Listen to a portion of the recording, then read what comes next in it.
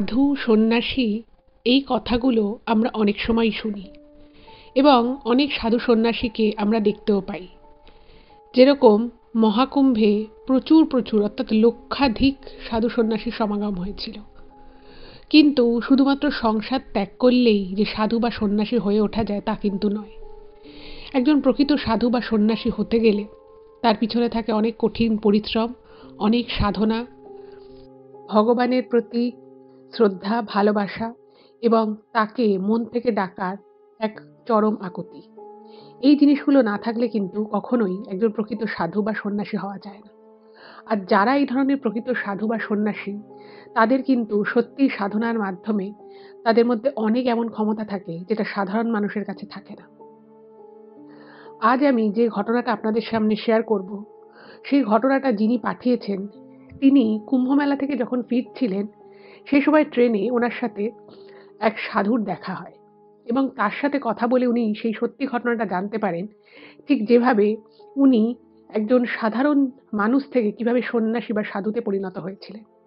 এবং সেই ঘটনাটা এতটাই মোড় ঘোরানো বা এতটাই ইন্টারেস্টিং না, যেটা আপনারা শুনলেও কিন্তু খুব অবাক হয়ে যাবেন যে কিভাবে একটা মানুষের জীবন পরিবর্তন হতে পারে। এবং যে মানুষটা, যে সাধকের কথা আমি আপনাদেরকে বলবো, তিনি কিন্তু পশ্চিমবঙ্গেরই একজন বাসিন্দা। তিনি তার জীবনের একটা অত্যন্ত সত্যি ঘটনা শেয়ার করেছেন এবং সেই সত্যি ঘটনাটাই আজ আমি এপিসোডে আপনাদের সকলের সামনে বলতে চলেছি। তো সকলকে রিকোয়েস্ট করছি কেউ কোথাও যাবেন না। এই ঘটনাটা কিন্তু ভীষণ অন্য রকমের একটা ঘটনা। আর এটুকু বলতে পারি, ঘটনা থেকে আপনারাও কিন্তু অনেক অনেক কিছু জানতে পারবেন। তো কেউ কোথাও যাবেন না, প্রত্যেকে আপনারা আমাদের চ্যানেলের সাথে থাকুন, পাশে থাকুন। নমস্কার শ্রোতা বন্ধুরা, ভূত ভগবান চ্যানেলে আপনাদের সকলকে অনেক স্বাগত। আশা করি সবাই খুব ভালো আছেন, সুস্থ আছেন, আনন্দে আছেন। আমাদের চ্যানেলে যে ঘটনাগুলো বলা হয় সেগুলো যদি আপনাদের ভালো লাগে, অবশ্যই কিন্তু চ্যানেলটাকে সাবস্ক্রাইব করবেন, ভিডিওগুলোকে লাইক করবেন। পুরো ঘটনাটা শোনার পর আপনাদের কেমন লাগলো সেই মূল্যবান মতামত জানাতে কিন্তু একদম ভুলবেন না। আর আপনাদের জীবনে বা আপনাদের পরিচিত কোনো মানুষের জীবনে যদি এরকম কোনো ভৌতিক, অলৌকিক, দৈবিক, অতিজাগতিক কিছু এরকম ঘটে থাকে, তাহলে সেগুলো কিন্তু আপনারা আমাদের কাছে লিখে পাঠিয়ে দিতে পারেন। তার জন্য আপনাদেরকে আমাদের চ্যানেলের ডেসক্রিপশনে যেতে হবে। দেখবেন সেখানে আমার ইমেল আইডি মেনশন আছে। সেই ইমেল আইডিতে ইমেল করে আপনারা আপনাদের সেই ঘটনা আমাদের কাছে কিন্তু অনায়াসেই পৌঁছে দিতে পারেন। আরেকটা রিকোয়েস্ট করবো, যদি সম্ভব হয় কাইন্ডলি আপনারা আমাদের চ্যানেলের ভিডিওগুলোকে আপনাদের ফ্রেন্ড এবং ফ্যামিলির মধ্যে একটু শেয়ার করে দিন। কারণ আমরা এই চ্যানেলে আর ৫টা সাধারণ মানুষের জীবনে ঘটে যাওয়া বিভিন্ন রকমের ভৌতিক, অলৌকিক, দৈবিক, অতিজাগতিক এই ঘটনাগুলোই বলে থাকি। তাই আমি মনে করি এই ঘটনাগুলো যদি আরো অনেক অনেক মানুষ শুনতে পারেন, তারা সেগুলো শুনে অনেক কিছু জানতে পারবেন, বুঝতে পারবেন, শিখতে পারবেন। তার ফলে তারা অনেক বেশি সতর্ক ও সজাগ থাকতে পারবে। তো চলুন বন্ধুরা, আমি আজকের ঘটনা আপনাদের সামনে উপস্থাপনা করা শুরু করছি। এখন আমি যে ঘটনাটা আপনাদের সামনে বলতে চলেছি, সেই ঘটনাটা আমাকে কলকাতা থেকে অর্চনাদি লিখে পাঠিয়েছেন। উনি ওনার পুরো অভিজ্ঞতাটা শেয়ার করেছেন ইমেলে এবং বলেছেন যেন আমি নিজের মতো করে ইমেলটা পড়ে গুছিয়ে আপনাদের সামনে বলি। তো অবশ্যই আমি সেই চেষ্টা করছি। ১ম এ অর্চনাদি নিজের সম্পর্কে যেটুকু বলেছেন আমি সেটুকু আপনাদের জানাই। উনি জানিয়েছেন যে উনি বহু বছর থেকেই কলকাতায় থাকেন। তার আগে উনি দিল্লিতে থাকতেন এবং আমাদের চ্যানেলের ঘটনা শুনতে উনার ভীষণ ভালো লাগে এবং উনি আমাদের চ্যানেলের একজন নিয়মিত শ্রোতা। এবার এই বিষয়টা যখন হয়, মানে এই ঘটনাটা যখন উনি শোনেন, তার আগের ব্যাপারটা হচ্ছে এরকম যে ওনারা যেহেতু আগে দিল্লিতেই থাকতেন, তো দিল্লিতে ওনার এক দিদির বাড়ি রয়েছে। এবার ওনারও মোটামুটি আগে থেকে খুব প্ল্যান ছিল না যে উনি কুম্ভ স্নানে যাবেন এবং উনি শাহী যে স্নানের যে ডেটগুলো ছিল, সেগুলোতে যেহেতু প্রচণ্ড ভিড় হচ্ছিল, তো সেই রকম ডেটগুলোকে উনি অ্যাভয়েড করে কলকাতা থেকে উনি ফ্লাইটে করে একটা দিন ঠিক করেন ফ্লাইটে করে যাওয়ার আর কি। এবং সেখানে গিয়ে উনি একটা অন্য নর্মাল দিন, যে দিনটা শাহী স্নান ছিল না, তো সেরকম একদিনে গিয়ে উনি এবং ওনার হাজবেন্ড দুজনে পুণ্য স্নান করেন। এবার ওখান থেকে পুণ্যস্নান সেরে ওনার একটা গাড়ি নিয়ে ওনার সেই দিদির বাড়ি দিল্লিতে যান এবং ওখানে ওনাদেরও নিজস্ব বাড়ি রয়েছে। কিন্তু যেহেতু সেখানে কেউ, সেই ফ্ল্যাটে কেউ থাকে না, তো ওনারা সেই ফ্ল্যাটে ওঠেননি। ওনার দিদিদের যে ফ্ল্যাট রয়েছে সেখানেই ওঠেন এবং সেখানে উঠে একদম, মানে উনি যে সময়টা গেছিলেন কুম্ভতে, সেটা হচ্ছে একদম কুম্ভের শেষ কটা দিন। তো উনি ভাবলেন যে এই সময়, মানে আর উনি কটা দিন দিল্লিতে থেকে যাবেন, কিছু কাজকর্মও ছিল, কিছু আশেপাশে ওনারা ঘোরাফেরা করেন। করে ঠোরে যখন কুম্ভমেলা শেষ হয়ে যায়, সেই সময় কিন্তু ওনারা ফেরার টিকিট করেন এবং যাওয়ার সময় ওনারা ফ্লাইটে গেছিলেন। কিন্তু ফেরার সময় ওনারা কিন্তু ট্রেনের রিজার্ভেশন পেয়ে যান। তো সেই জন্য ওনারা ট্রেনের টিকিট কেটেছিলেন। এবার ট্রেনের যে টিকিটটা ওনারা কেটেছিলেন সেটা কিন্তু ডাইরেক্ট দিল্লি বা দিল্লির আশেপাশে যে স্টেশনগুলো রয়েছে সেখান থেকে কাটেনি। ওনারা যেহেতু কিছু আশেপাশের জায়গা ঘোরাঘুরি করেছিলেন, তো ওনারা উত্তরপ্রদেশেরই একটা স্টেশন থেকে ট্রেনের টিকিট করেন কলকাতা পর্যন্ত। এইবারে ওনারা যখন ট্রেনে করে আম উত্তরপ্রদেশ থেকে কলকাতা আসার উদ্দেশ্যে ট্রেনে চড়েন, তো ওনাদের ছিল এসি 3 টায়ার। এবার ওনাদের যে সিট, ঠিক তার পাশে আরেকটা মানে সিটে একজন সাধু টাইপের একজন মানুষ ওঠেন। মানে যার ওই প্রচণ্ড জটা, মানে জটাধারী একদম বিশাল বড় মানে জটা রয়েছে, দাড়ি রয়েছে। সেরকম টিপিক্যাল সাধু বলতে আমরা, সন্ন্যাসী বলতে আমাদের চোখের সামনে যেরকম একটা অ্যাটায়ার বা যেরকম একটা বেশভূষা আমরা মানে ভাবি, চিন্তাভাবনা করি, সেরকম কিন্তু নয়। মানে উনি গেরুয়া বস্ত্র অবশ্যই পরেছিলেন, কিন্তু ওনার দাড়িও ওরকম বিশাল বড় নয়, আর বিশাল চুল, চুলে জটা রয়েছে, আঁচড়ানো নয়, সেরকম নয়। কিন্তু উনি গেরুয়া বস্ত্র ধরে এবং উনি সাধক, মানে কিছু যেরকম স্পেশাল ওনাদের রুদ্রাক্ষের মালা, আরও যেরকম মালা-ঠালা থাকে, সেরকম গলায় পরা ছিল। এবার এই সাধু, সন্ন্যাসী, সাধক এই যে ব্যাপারগুলো না, এই ব্যাপারগুলো অর্চনাদিকে না খুব মানে টানতো বিষয়গুলো। কারণ ওনার মানে ওনাদের আর কি ফ্যামিলিতে যারা ধরুন রামকৃষ্ণ পরমহংসদেবের যারা ভক্ত বা যারা ধরুন মিশনে পড়াশুনো করে, তো তাদের থেকে বা সেখানকার যারা আর কি ব্রহ্মচারীরা যারা ছিলেন, যারা পড়াশুনো করে, তো তাদের কাছে উনি তাদের থেকে যেটুকু শুনেছিলেন যে এই ব্রহ্মচারী জীবন বা সাধক জীবন খুব কষ্টের, খুব কষ্ট করে চলতে হয়, খুব স্ট্রিক্ট একটা লাইফস্টাইল লিড করতে হয়। তো এগুলো উনি অনেকদিন থেকেই শুনেছিলেন। এবারে ওনাদের সিটের ঠিক পাশেই এরকম একজন সাধককে দেখে অর্চনাদির মনে হয় যে এনার সাথে যদি একটু কথা বলা যেত তাহলে খুব ভালো হতো। এবং উনি মানে ওনাকে দেখে বোঝা যাচ্ছে, মানে দেখবেন বাঙালি মানুষ যে যেরকমই মানে যতই সে যেরকম বেশভূষাতে থাকুক না কেন, বাঙালি মানুষ দেখলেন একটু হলেও বোঝা যায় যে এই মানুষটা বাঙালি। এবং যখন উনি এমনি কারোর সাথে একটা দুটো কথা বলছিলেন, তো যেহেতু ওই ট্রেনের ওই বগিতে বেশিরভাগ বাঙালিই ছিল, তো উনিও বাংলাতেই টুকটাক কথা বলছিলেন।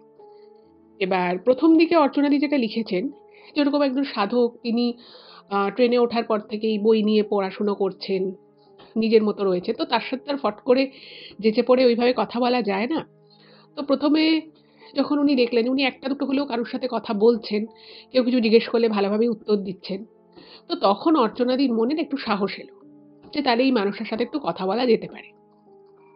তো উনি ১ম এ মানে উনি নিজে থেকেই যেচে তার সাথে আলাপ করেন এবং আলাপ করার পরে উনি ওনাকে মানে ওইভাবে তার কাউকে ফট করে একজন সাধককে তো বলা যায় না যে আপনার নাম কি?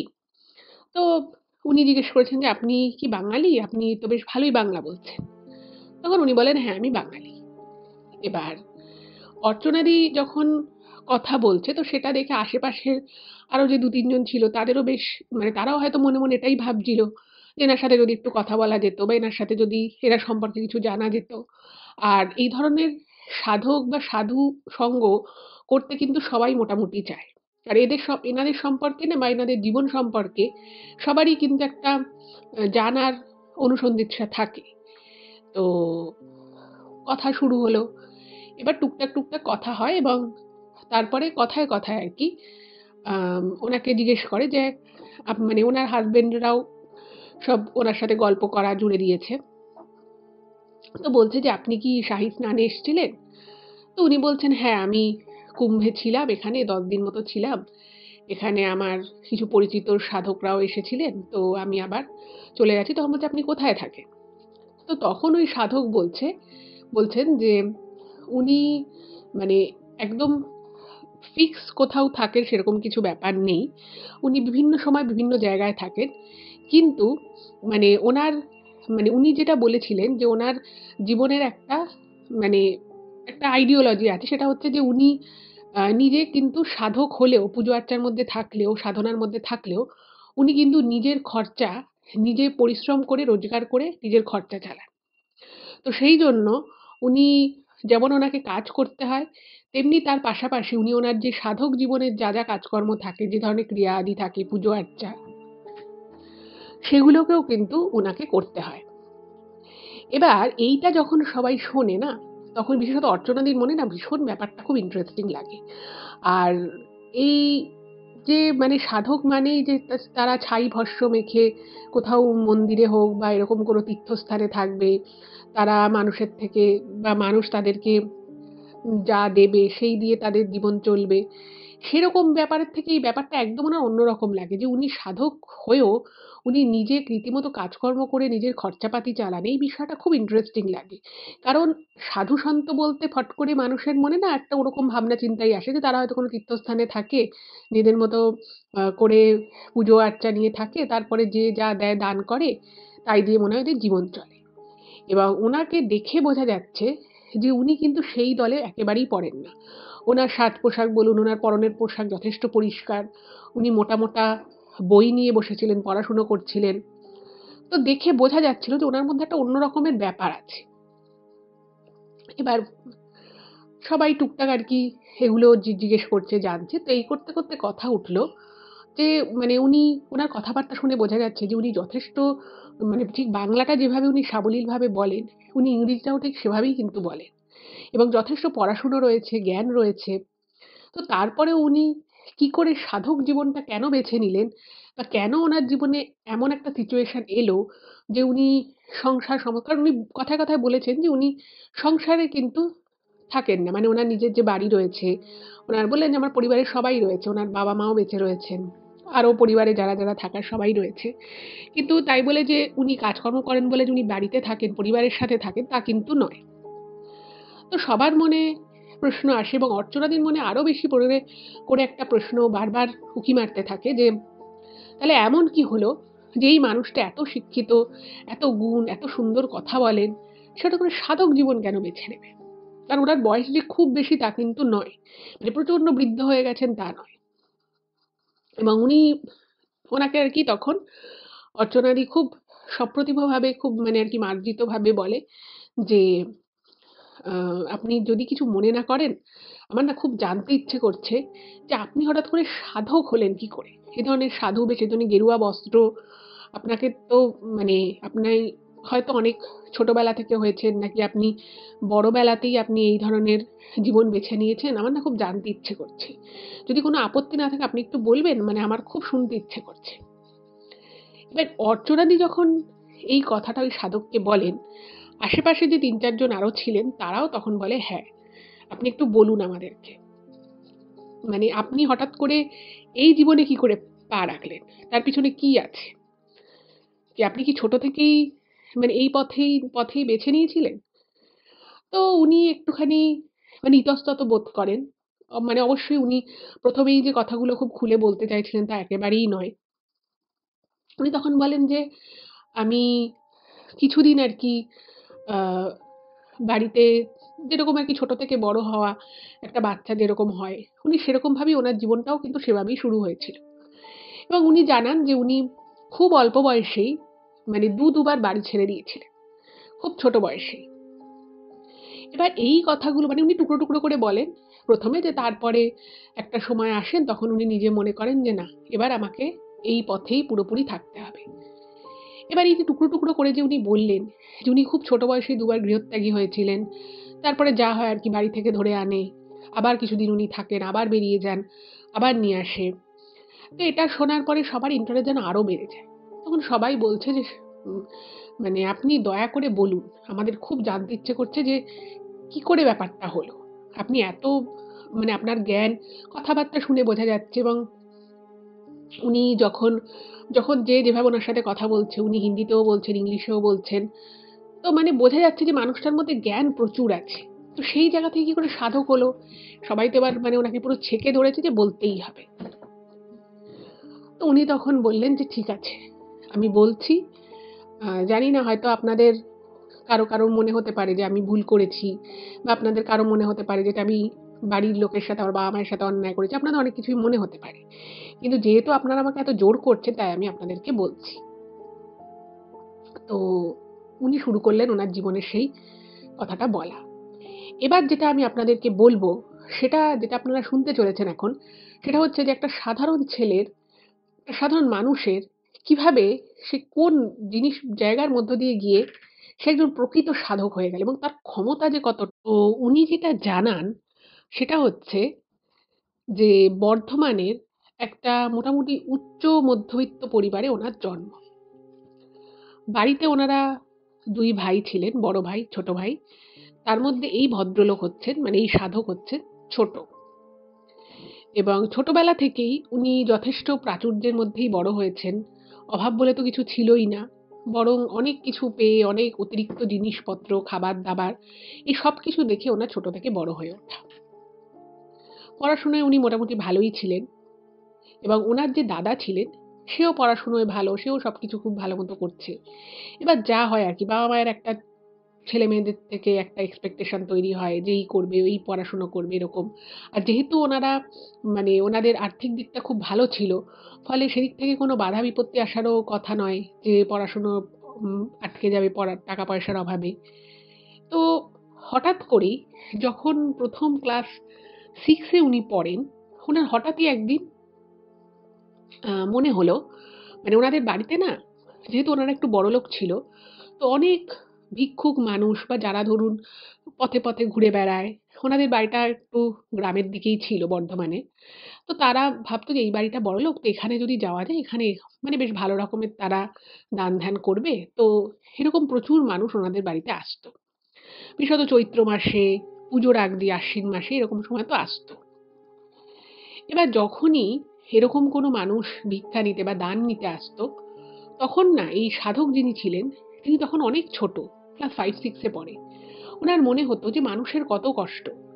মানে উনি দেখতেন যে উনার বাড়িতে সকালবেলা লুচি হচ্ছে, তরকারি হচ্ছে, রুটি হচ্ছে, ভাত হচ্ছে, কত রকম কিছু সকালবেলায় খাবার-দাবার হচ্ছে। কিন্তু উনি দেখতেন যে, যে মানুষগুলো এভাবে পথে পথে ঘুরে বেড়াচ্ছে রোদের মধ্যে, বৃষ্টির মধ্যে, তাদের মানে তারা জানেও না যে তাদের সেদিন খাবার জুটবে কি জুটবে না।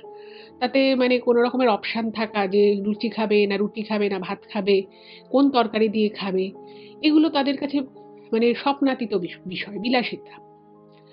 তো ওনার না একদিন মনে হয় নিজের থেকেই যে আচ্ছা, আমিও যদি এরকম একদিন এরকম পথে পথে ঘুরে বেড়াই, কিরকম লাগবে আমার? এই বলে সে ওই বয়সে ক্লাস 6 এ সে কাউকে কিছু না বলে ঘর থেকে বেরিয়ে যায়।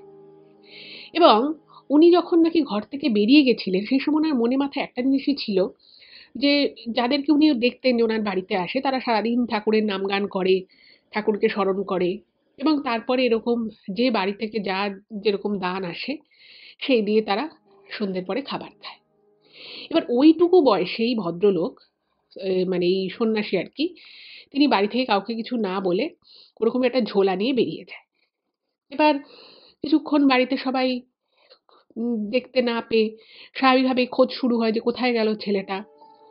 তো সারাদিন তাকে, মানে সে কোথায় কোথায় ঘুরতে বেরিয়ে গেছে। আর বর্ধমান জায়গাটা যথেষ্ট বড়। আর যতই ছোট হোক, ছোট মানুষ হোক, সে সাধারণ জামাকাপড় পরে ওরকম একটা ঝোলা নিয়ে বেরিয়ে গেছে।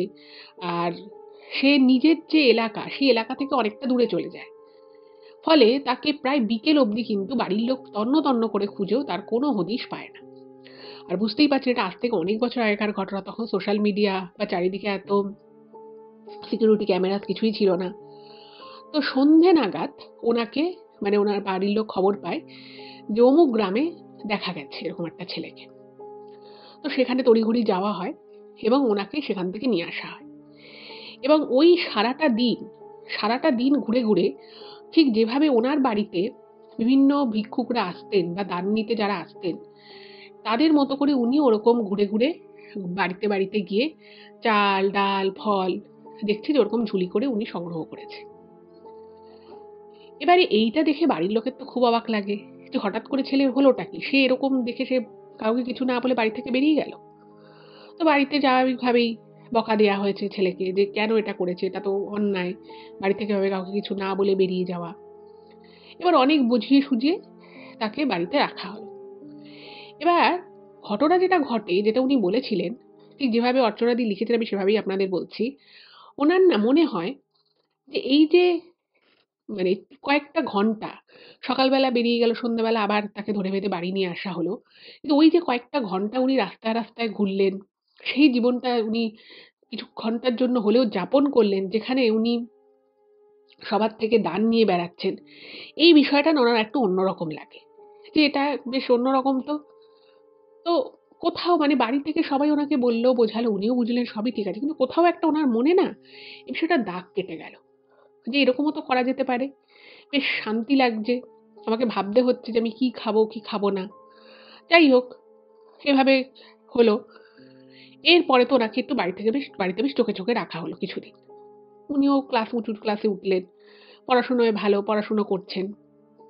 এবার আবার যখন উনি ক্লাস 8 এ পড়ে, মানে তখন বাড়ি থেকে ভেবেছে যে ঠিক আছে ছোট মানুষ, একবার হয়তো ভুল করে ফেলেছে, খেলা ভেবে সে হয়তো বাড়ি থেকে বেরিয়ে গেছে। এবার ১ম ৮-৯ মাস খুব চোখে, চোখে রাখতো ছেলেকে। তারপরে যথারীতি ব্যাপারটা একটু ঢিলে হয়ে যায় এবং যখন আবার উনি ক্লাস 8 এ পড়ে, আবার ওনার একদিন কি মনে হলো, মানে সেদিন আবার যেটা উনি জানিয়েছিলেন যে তার আগের দিন উনি একটা স্বপ্ন দেখেন এবং সেই স্বপ্নে ওনার নাকি মনে হয়েছিল ওনাকে কেউ বলছে যে এই সংসার জীবন, এই সুখের জীবন, এই মুখের সামনে খাওয়া আসছে, পড়া আসছে, সমস্ত কিছু যে হচ্ছে, এই জীবনটা তোমার নয়। তোমাকে অনেক এর বাইরেও অনেক কিছু জানতে হবে, বুঝতে হবে, শিখতে হবে এবং এই চিন্তাভাবনা থেকে ক্লাস 8 এ যখন উনি পড়েন, তখন আবার উনি কাউকে কিছু না বলে সকালবেলা ওরকম একটা ঝোলা নিয়ে উনি বাড়ি থেকে বেরিয়ে যান। এবার তখন উনি ক্লাস 8 এ পড়ে, একটু বড় হয়েছে। এবার বাড়ির লোক না মানে ১ম এ বুঝতে পারেনি যে ছেলে আবার কিছু একটা এরকম ঘটাতে পারে। কিন্তু যখন দেখছে বেলা হয়ে গেছে, ছেলে ঘরে আসছে না, স্কুল যায়নি, তখন তাদের আবার টনক নড়ে। তারা ভাবছে যে কি হলো ব্যাপারটা? এটা তো ঠিক না। আবার সে ছেলের খোঁজ শুরু হয়। এবার উনি একটু বড়, আগেরবার যেমন খুব বেশি দূর উনি যেতে পারেননি। এবারে উনি একদম অন্য পথ দিয়ে মানে চলছে তো চলছে এবং তখন সেই সময় উনার মনে মাথায় উনার পড়াশুনো, স্কুল, বাড়িঘর, বাবা-মা কারোর কথাই আর উনার মনে পড়ছে না। উনি নিজের মতো করে চলছে এবং এক মনে ঠাকুরের নাম জপ করছে। উনি শিব ঠাকুরকে খুব মানেন। তো উনি মহাদেবের নাম করছেন। এবার সেই দিন কিন্তু উনি মানে মানে সে একদম মন বানিয়ে ফেলেছিলেন যে উনি আর বাড়ি ফিরবেন না। মানে হঠাৎ করেই ওনার মনে হয়েছে সকালবেলা, ওই রাতের বেলা একটা স্বপ্ন দেখেছেন এবং ওনার সকালবেলা উঠে মনে হয়েছে যে সত্যিই তো এই জীবনটা আমার জন্য নয়। আমার জন্য এই জীবনটাই আদর্শ। এবং এই করে ঘুরতে, ঘুরতে উনি নিজেও জানেন উনি কোন পথে চলে গেছিলেন। এবার ভাগ্যক্রমে ওই সময় মানে যেহেতু ক্লাস 8 এ পড়ে আর ওনাকে দেখতে শুনতে মানে একটা ভালো বাড়ির ছেলে, ওনাকে দেখতে শুনতেও খুব সুন্দর। ছোটবেলায় উনি একদম আরো ফর্সা সুন্দর চেহারার একজন ছেলে। তো তাকে দেখে যে গ্রামে বা যে চৌহদ্দির মধ্যে উনি ঘুরছিলেন, কিছু মানুষের সন্দেহ হয়। যে এই ছেলেটা এভাবে, একে দেখে তো কোনো ভিক্ষুক বা খুব গরিব সেরকম তো মনে হচ্ছে না। তো তখন মানে এমনিতে বাড়ির লোকও খোঁজ খবর করছে। রাত হয়ে গেছে। তো ওই গ্রামে, যে গ্রামে উনি ঘুরে বেড়াচ্ছিলেন, সেখানকার লোকেরা খবর পাঠায় আশেপাশের গ্রামে যে এরকম কোনো বাড়ির কোনো ছেলে নিখোঁজ হয়েছে কিনা। এবং যথারীতি প্রায় মধ্যরাতের মধ্যে ওনার বাড়িতে খবর চলে আসে যে অমুক গ্রামে ওরকম একটা ছেলেকে দেখা গেছে।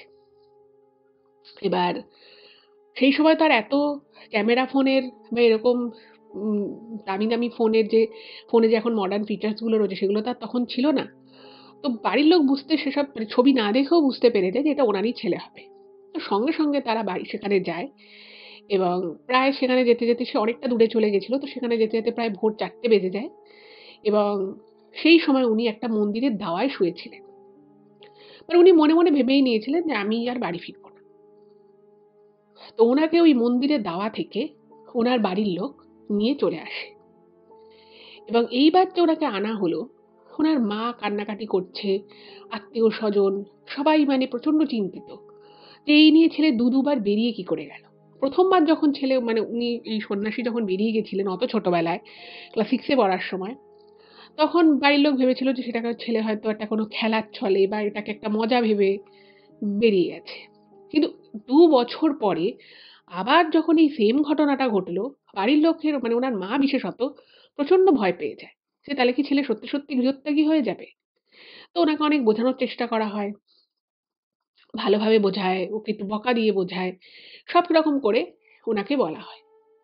এবং সেই সময় পরিবারের লোকেরা এত কান্নাকাটি করে, বিশেষত ওনার মা, যে উনি মনে, মনে একেবারে ডিটারমিনেশন ছিল ওনার যে উনি আর সংসারে ঘরে ফিরবেনই না।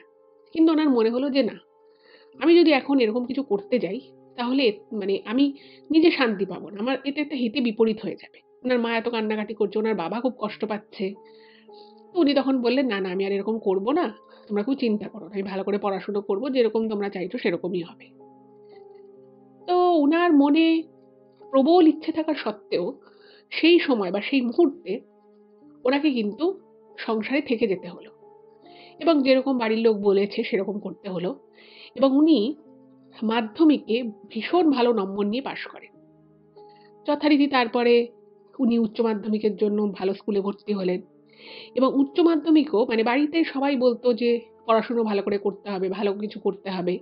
এবং উনি উচ্চ মাধ্যমিকেও খুব ভালো রেজাল্ট করেন। মানে উনি যে রেজাল্ট করেছিলেন সেটা মানে ওনার নাম আরকি ১ থেকে ৩০ এর মধ্যে ছিল পশ্চিমবঙ্গে। এইরকম করে যখন উচ্চ মাধ্যমিকে খুব ভালো রেজাল্ট হলো, তখন বাড়ির লোক ভাবল যে ঠিক আছে। মানে ছেলে দুবার এরকম করেছে, কিন্তু এখনো এত ভালো পড়াশুনো করছে, এত ভালো ওর কেরিয়ার চুজ করছে। তো এরপরে আর ভয় নেই, ও আর এরকম কিছু করবে না। এবং বাড়ির লোকের ওনার প্রতি একটা মানে যে আস্থাটা চলে গেছিল, সেটা আবার ফিরে এলো। মানে আগে যেটা হয়েছিল যে এই ঘটনার পরে উনি বাড়ির বাইরে একটু বেশিক্ষণ থাকলে ওনার বাবা-মায়ের খুব চিন্তা হয়ে যেত। তো সেই জায়গাগুলো কিন্তু আস্তে, আস্তে ঠিক হয়ে গেল। তারাও ভাবল যে ঠিক আছে, ছেলের সবকিছুই ঠিকঠাকই চলছে। এইবারে উনি উচ্চ মাধ্যমিকের পরে যেহেতু খুব ভালো রেজাল্ট করেছিলেন, খুব ভালো একটা কলেজে উনি ইঞ্জিনিয়ারিং এ চান্স পান। এবং সেটা অবশ্যই বর্ধমানে ছিল না, অনেকটাই দূরে ছিল। তো উনি হোস্টেলে থেকে পড়াশুনো করবেন, এরকমই একটা ঠিক হয়। এবং বাড়ির লোকও ওনার প্রতি খুব খুশি। মানে সবাই আরকি খুব ভালো বলছে। এবারে ওনার মনে হলো, মানে উনি একটা জিনিস মনে, মনে চাইছিলেন আরকি যে উনি উনার নিজের মতো করে একটু বাঁচতে চাইছিলেন। কারণ উনি কখনো যদি ঠাকুরের বইপত্র নিয়ে বাড়িতে পড়াশুনো করতেন বা পড়াশুনোর বাইরে যদি অন্য কোনো বিশেষত এই ধরনের আধ্যাত্মিক জিনিসের দিকে যখন উনি একটু বেশি ঝোঁক দেখাতেন, বাড়ির লোক যে খুব পছন্দ করতো এই বিষয়টাকে তা কিন্তু নয়। এবং উনি সেটা বুঝতে পারতেন। তো সেই জন্য উনি মনে, মনে ঠিক করেছিলেন যে উচ্চ মাধ্যমিকে উনি যাই রেজাল্ট করুক না কেন বা যেটা নিয়েই পড়ুক না কেন, উনি বাড়িতে থাকবেন আর যাই হোক। তো সেই সুযোগটা উনি পেয়ে গেলেন এবং হস্টেলে উনি চলে গেলেন। খুব ভালো কলেজ উনি পড়াশুনো শুরু করলেন। পড়াশুনোর সাথে, সাথে উনি এই সাধনা করা বা এই ধরনের মানে দৈবিক যে ব্যাপারগুলো রয়েছে সেই বিষয় সম্পর্কে জানা, বিভিন্ন ধরনের ঠাকুরের বই, বিভিন্ন ধরনের শক্তিপীঠ সম্পর্কে জানা, মানে মহাদেবের যে শিবপুরাণ রয়েছে সেই শিবপুরাণ সম্পর্কে জানা, সেগুলো পাঠ করা, উনি এইগুলো শুরু করে দিলেন। এবার যেহেতু উনি বেসিক্যালি প্রচন্ড ইন্টেলিজেন্ট ছিলেন, তো উনি কি করতেন, উনি ওনার যে একাডেমিক যে পড়াশুনো ইঞ্জিনিয়ারিং এর, তো সেগুলো উনি পড়তেন।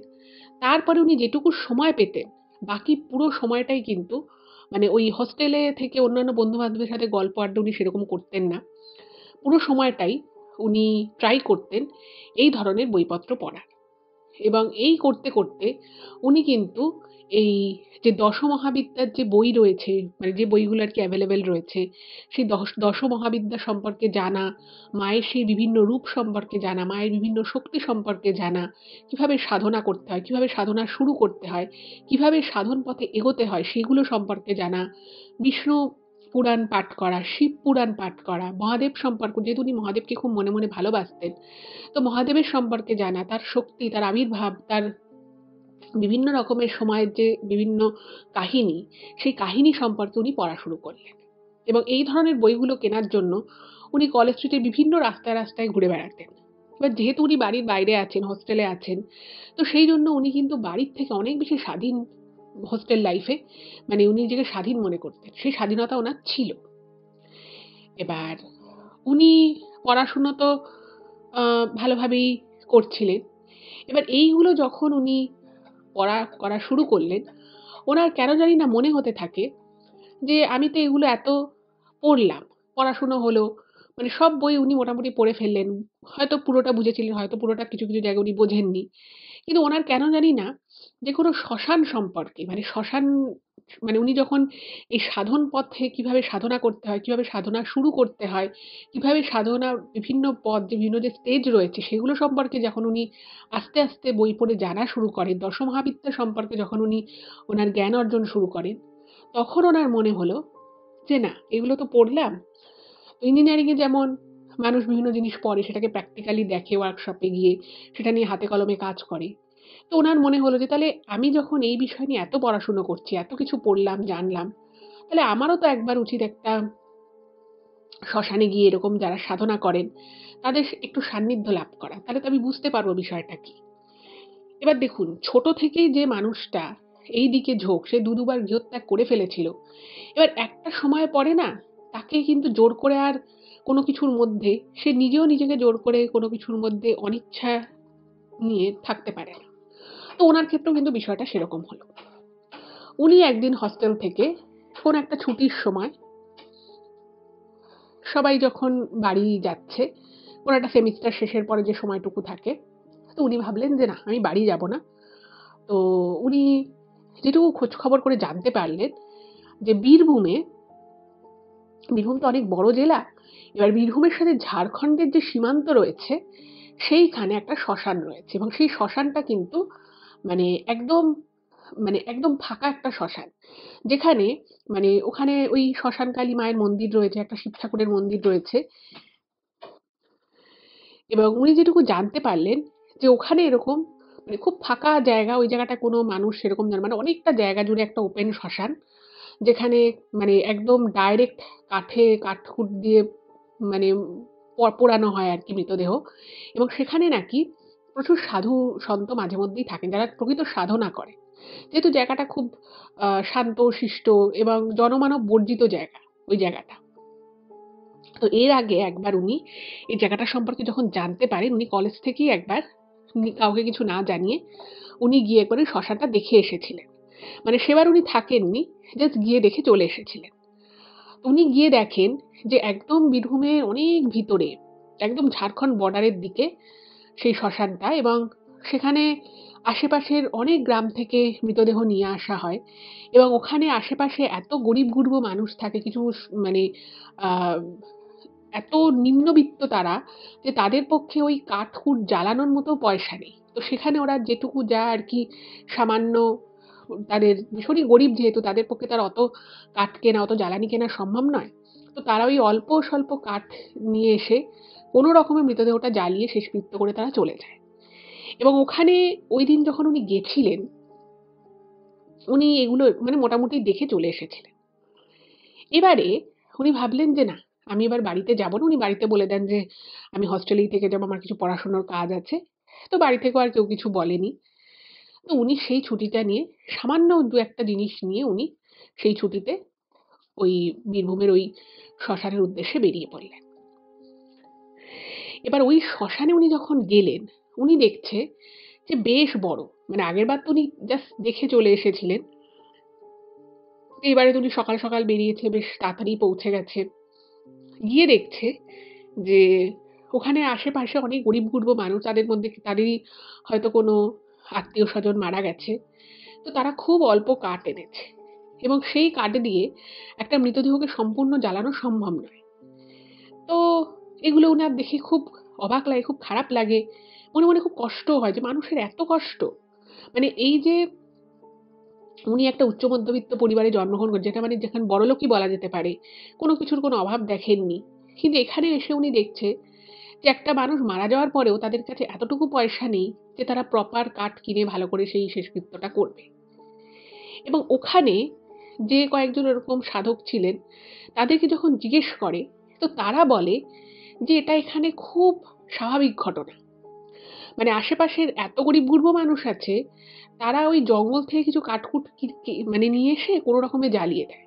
এবার সেই কাঠকুটগুলো এতটাও ভালো নয় বা এতটা ভালো প্রকৃতির নয় যে পুরোটা জ্বলে যাবে। অনেক সময় ভিজে থাকে, জ্বলে না। তো সেইজন্য মৃতদেহ কিন্তু অনেক সময় অর্ধেক আরকি পোড়া হয়ে ওরকম করে পড়ে থাকে। তো তারপরে ওখানের যারা সাধক রয়েছেন বা যারা আশেপাশে রয়েছে, তারা হয়তো অনেক সময় কাঠ-ফাঠ জোগাড় করে সেগুলোর গতি করে। তো এরকম ঘটনা নাকি ওখানে প্রচুর ঘটে। এবং উনি যখন মানে এই যে সাধক আর কি, যিনি তার নিজের জীবনের কথা বলছেন, তিনি ওখানে গিয়ে যখন কোনো তান্ত্রিককে দেখছে বা ওখানে দেখছে যে বেশ কিছু মানুষ মানে তন্ত্র সাধনায় বসেছে, তো উনি তো কলেজের পরে ছোট ছেলে, তো সে গিয়ে বলছে যে আমাকে একটু আপনার শিষ্য করবেন, আমি একটু আপনার সাথে থাকতে চাই কদিন। এবার যার কাছেই যাচ্ছে সে দেখছে যে একটা ছেলে, আহ, যাকে দেখে বোঝা যাচ্ছে সে একটা ভালো সম্ভ্রান্ত ঘরের ছেলে, যখন জিজ্ঞেস করছে যে সে কি করে, সে যখন বলছে ছেলেটা যে সে ইঞ্জিনিয়ারিং পড়ে অমুক কলেজে, তো সবাই বলছে যে তুমি এখানে কি করতে এসেছো, তুমি ইঞ্জিনিয়ারিং পড়ো, তোমার এত ভালো ভবিষ্যৎ হবে, তোমাকে দেখে বোঝা যাচ্ছে তুমি একটা বেশ ভালো বাড়ির ভালো বংশের ছেলে, তুমি এইসব শ্মশানে শ্মশানে কি মৃতদেহ সামনে সামনে ঘুরে বেড়াবে, তুমি এসবের মধ্যে থেকো না, তোমার এসব করার কোনো দরকার নেই। মানে ওখানে ৩-৪ জন যে ছিল, সে ৩-৪ জনই একই কথা বলে। এবং কেউ কেউ ওনাকে দেখে হাসে, বলছে যে কি বাবা, পড়াশোনা করতে আর ভালো লাগছে না তাই তুমি এসছো, দেখবে দুদিন পরে এখানে দুদিন থাকো, তোমার তো খুব ইচ্ছে তুমি তাহলে দুদিন থেকে যাও, তোমার মনে হচ্ছে তো যে তুমি বাড়ির মতো খাতির পাবে, হোস্টেলে যেরকম খেতে পাও সেরকম পাবে, এখানে একদিন খাবার জুটবে তো দুদিন জুটবে না, আর এখানে এভাবে কোনো প্রপার ঘর নেই, আমরা এরকম কুটির বানিয়ে থাকি, তুমি তো পারবে না এভাবে থাকতে, তোমার পক্ষে সম্ভব নয়। এবার এই সাধক যতই বলছে যে না, আমি সবকিছু ভাবে আমি সবকিছু জানি, আর আমি পড়াশুনো ছেড়েও আসিনি, আমার কলেজে ছুটি রয়েছে, আমি সেই জন্য এসেছি। তো কেউ বলছে তুমি কি এখানে ছুটি কাটাতে এসছো নাকি, এটা কি এতই সহজ, আর তুমি কি এই সামনে সাধনার পথটাকে কি তুমি এত সহজ মনে করেছো যে তুমি দুদিন তোমার মনে হলো যে তুমি সাধনা করবে তাই তুমি এখানে এলে, আবার দুদিন পরে তুমি চলে যাবে, এতটা সহজ কিন্তু নয়। যাই হোক, তো ওনাকে রাখতে কেউই রাজি হলো না। তো এরপরে একজন বয়স্ক, খুবই বয়স্ক তিনি ছিলেন, তিনি আর কি তান্ত্রিক হবে, তো তিনি বললেন যে ঠিক আছে, তুমি থাকো, কিন্তু দুদিনের বেশি কিন্তু তুমি আমার কুটিরে থাকতে পারবে না, জাস্ট দুদিন। তো এই সাধক বলছে হ্যাঁ ঠিক আছে, দুদিন তো আমার পক্ষে খুবই ভালো। এবার উনি হোস্টেল থেকে নিজের সামান্য কিছু জামা কাপড় নিয়ে জাস্ট বেরিয়েছিলেন। এবার উনি দেখছে যে যে সাধক ওনাকে থাকতে দিলেন, মানে সেখানে প্রপার কিছুই নেই। মানে প্রপার ধরুন জল, মানুষের তো জলটা তো খেতে লাগে, সেই একটা মাটির কুঁজোতে জল রয়েছে, খাবার দাবার সে অর্থে কিছু নেই, ওই একটু ফলমূল আছে, কখনো হয়তো একটুখানি আতপ চাল রয়েছে, সেই চাল ফুটিয়ে তার সাথে হয়তো মুগ ডাল ফুটে একটু হয়তো খিচুড়ি, এরকম। এবার যেহেতু ইনি নিজে থেকে এসছিলেন এবং উনি একটা মানসিক প্রস্তুতি নিয়েই এসেছিলেন যে ওনাকে হয়তো এইরকম কিছুই ফেস করতে হতে পারে, ফলে উনি না মানে খুব যে সারপ্রাইজড হয়ে গেছিলেন এই বিষয়টা তা কিন্তু নয়। এবার উনি দেখছেন যে ওই সাধক রাতের বেলা, মানে অনেক রাতে সাধনা করে, এবং সাধনা সে শুধু করছে তাই নয়, সে কখনো সব সাধনা করছে, কখনো এমনি সাধনা করছে, কখনো তার কাছে ওরকম খুলি টাইপের রয়েছে সেগুলো দিয়ে সাধনা করছে। এবং ওই সাধককে যখন ইনি জিজ্ঞেস করছে যে আপনি এটা কি করছেন, এটা এরকম কেন, ওটা ওরকম কেন, ওনার মনে বারবার প্রশ্ন জাগছে, কিন্তু উনি বলছেন যে দেখো, তুমি আমার কাছে থাকার জন্য এসো, তুমি দেখার জন্য এসছো, তো তুমি দেখো, এটুকু ঠিক আছে, কিন্তু তুমি যদি আমাকে এত প্রশ্ন করো, আমি তোমাকে এত প্রশ্নের উত্তর দিতে পারবো না, কারণ আমি যদি তোমাকে প্রশ্নের উত্তরগুলো দিও তুমি কিছু বুঝতে পারবে না। এবার উনি তখন বলছেন যে আমি এই বই পড়ে এসেছি, এই সম্পর্কে আমি জানি। তো যে সাধক, সাধকের সাথে আর কি উনি ছিলেন, তো সে বলছে যে বাবা, তুমি এই বয়সে এত এত বই পড়ে ফেলেছো। ওনাকে দু একটা প্রশ্ন করেছে, ইনিও ঠিকঠাক মতো উত্তর দিয়েছে। তো ওই যে সাধক যিনি ছিলেন তিনি বললেন যে, মানে তান্ত্রিক আর কি, তিনি বললেন যে দেখো, তুমি পড়েছো সব ঠিক আছে, কিন্তু পড়া আর প্রকৃত সেই জিনিসটা করা, এই দুটোর মধ্যে কিন্তু অনেক পার্থক্য আছে। আর তুমি তন্ত্র নিয়েই সাধনা করো, কি তুমি এমনি ভগবানের নাম করে তুমি একটা সাধু বা ব্রহ্মচারী জীবন যাপন করো, এই সবকটা পথই কিন্তু খুব কঠিন, এটা কিন্তু পুরোটাই ত্যাগের পথ। এখানে কিন্তু ভোগ বিলাসিতা বলে কিছুই তুমি পাবে না, কোনো দিন হয়তো তোমার কাছে ভিক্ষেও জুটবে না। তুমি একটা ভালো বাড়ির ছেলে, তোমার বাড়ি থেকে এত কষ্ট করে তোমাকে পড়াশুনো করাচ্ছে, তুমি দেখছো ঠিক আছে, তুমি জানতে চাইছো ঠিক আছে, তুমি পড়াশুনো করেছো এটা নিয়ে সেটাও ঠিক আছে, কিন্তু তুমি এই পথে আসার চেষ্টা করো না। হয়তো তুমি কিছুদিন করবে, তোমার হয়তো ভালো লাগবে না, তোমাকে হয়তো সেই ছেড়ে চলেই যেতে হবে। শুধুমাত্র তুমি কেন, যে জিনিসটা তুমি করতে পারবে না, যে জিনিসটা নিয়ে তুমি সারাটা জীবন থাকতে হয়তো পারবে না, তুমি কেন এই জিনিসের মধ্যে আসতে চাইছো? তো যাই হোক, উনি তখন বললেন যে না, আমি আমি চাইছি, আমার ইচ্ছে খুব, তো আমি করতে চাই। যাই হোক, তো ২ দিন উনি ওখানে ছিলেন এবং ওই ২ দিন উনি এত কিছু দেখেন, এত কিছু উনি বোঝেন যে ওনার না জীবনধারাটা অনেকটা পাল্টে গেল। এবং ২ দিনের পরে যখন ওনাকে ৩য় দিন হস্টেলে ফিরে যেতে হবে, মানে উনি বলছিলেন আরকি, যেটা অর্চনাদি লিখেছে, যে উনার না একদমই নাকি ইচ্ছে ছিল না ফেরার। এবার যাই হোক, অনিচ্ছা থাকা সত্ত্বেও, কারণ ওনাকে আর বেশিদিন থাকতেও দেবে না, উনি চলে গেলেন এবং গিয়ে ওখানে উনি থাকা শুরু করলেন। মানে হোস্টেলে যেরকম আরকি হয়, সেরকম উনি থাকলেন, পড়াশোনা করলেন। কিন্তু ওনার পড়াশোনার প্রতি যতটুকু আগ্রহ ছিল, সেটুকুও যেন এই ২ দিনের পরে চলে গেল। মানে জাস্ট করতে হয় করা, পড়াশোনাটা করতে হবে, কলেজে পড়ছেন, সেইজন্য আরকি যেটুকু না করলেন নয়। এইবারে উনি মনে, মনে একটা জিনিস ঠিক করলেন যে এতদিন ওনার বাড়ির লোক যেভাবে চেয়েছিল উনি সেভাবে কাটিয়েছেন। বাড়ির লোকের ইচ্ছেতে, বাড়ির লোক যাতে খুশি হয়, উনি ইঞ্জিনিয়ারিং এ ভর্তি হয়েছেন। কিন্তু উনি ইঞ্জিনিয়ারিং পড়তে, পড়তে একটা বিষয়ে একদম নিশ্চিত হয়ে গেলেন যে সত্যিই এই লাইনটা ওনার জন্য নয়। হয়তো উনি ভালো চাকরি পেতে পারেন, হয়তো উনার একাডেমিক স্কোর ভীষণ ভালো আসবে। কিন্তু তা সত্ত্বেও উনি আদতে এই জিনিসগুলোর জন্য প্রস্তুতি নন। উনি পৃথিবীতে এই জিনিসের জন্য আসেনইনি। উনার মন ওনাকে বারবার বলতে থাকে। এইবার যেটা হলো, এইবারে ওনাদের ওনার তখন ইঞ্জিনিয়ারিং প্রায় শেষের দিকে। বিভিন্ন যেরকম হয় আরকি, কলেজে ক্যাম্পাসিং শুরু হয় চাকরির জন্য। তো উনি ১ম দিকে একটা একটা একটাও আরকি ক্যাম্পাসিং এ উনি পার্টিসিপেট করছিলেন না। কারণ উনি চাকরি-বাকরির দিকে যেতেই চাইছিলেন না। এবার একদিন উনার মনে হলো যে এবারে উনার বাড়ি থেকেও বারবার জিজ্ঞেস করছে, বন্ধু-বান্ধব, প্রফেসররাও জিজ্ঞেস করছে যে কেন করছে না, কেন বসতে চাইছে না। তো উনি দেখলেন যে না, এভাবে হবে না। তো উনি ক্যাম্পাসিং এ বসেন এবং ক্যাম্পাসিং এ বসার পরে উনি একটা চাকরি পেয়ে যান। এবারে এই সাধক, তিনি যেটা জানিয়েছিলেন, যেটা অর্চনাদি লিখেছেন, যে উনি একদিন বাড়িতে ফোন করেন এবং বাড়িতে ফোন করে উনি যখন বলেন যে উনি এরকম একটা ক্যাম্পাসিং এ চাকরি পেয়েছেন এবং যেটা যথেষ্ট একটা ভালো কোম্পানি, তো বাড়ির লোক দেখছে ভীষণ খুশি হয়েছে। কারণ উনার দাদাও ততদিনে একটা ভালো জায়গায়, প্রতিষ্ঠিত জায়গায় চাকরি পেয়ে গেছে। উনার চাকরির খবরটা শুনে উনার বাড়ির লোক ভীষণ খুশি আরকি। কলেজে প্রফেসররাও খুশি।